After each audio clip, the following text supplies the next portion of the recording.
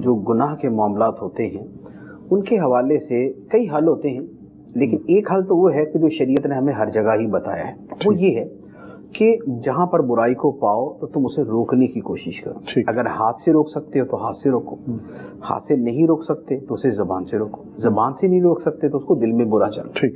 اب جہاں تک ہاتھ سے روکنے کا تعلق ہے تو یہ تو ہوتا ہے اصحاب اقتدار کے ساتھ، حکومت کے ساتھ، گورنمنٹ کے ساتھ، اور جو یعنی یہ ادارے ہوتے ہیں ان کے ساتھ۔ جو پبلک ہے یا جو علماء ہیں یہ تو کچھ سزا دے کے خود سزا نہیں دے سکتے، کسی کو مار کے نہیں روک سکتے، تو لہٰذا یہ والا معاملہ تو حکومت کے ساتھ ہو جاتا ہے۔ لیکن ایٹ لیسٹ زبان کے ساتھ روکنا جو ہے یہ تو سب کا ہی کام ہے، یہ صرف علماء کے ساتھ خاص نہیں ہے، اس کے اندر تو عوام بھی شامل ہے، کیونکہ قرآن مجید نے جو یہ فرمایا کہ تم نیکی کا حکم دیتے ہو، برائی سے منع کرتے ہو، تو اس سے شروع میں یہ نہیں ہے کہ تم علماء ہو کہ نیکی کا حکم دیتے ہو، برائی سے منع کرتے ہو۔ فرمایا کہ تم مسلمان امت ہو، تم بہترین امت ہو جو یہ کام کرتے ہو، تو یہ تو امتی کا کام ہے۔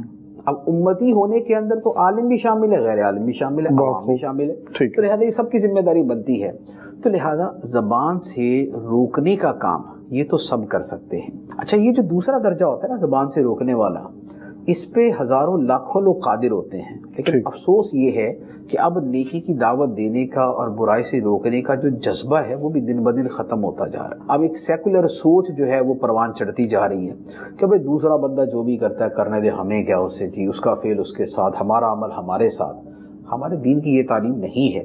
ہمارے دین کی تعلیم ہے کہ برائی دیکھو، ہاتھ سے روک سکتے ہو تو روکو، ورنہ زبان سے روک سکتے ہو تو زبان سے روکو۔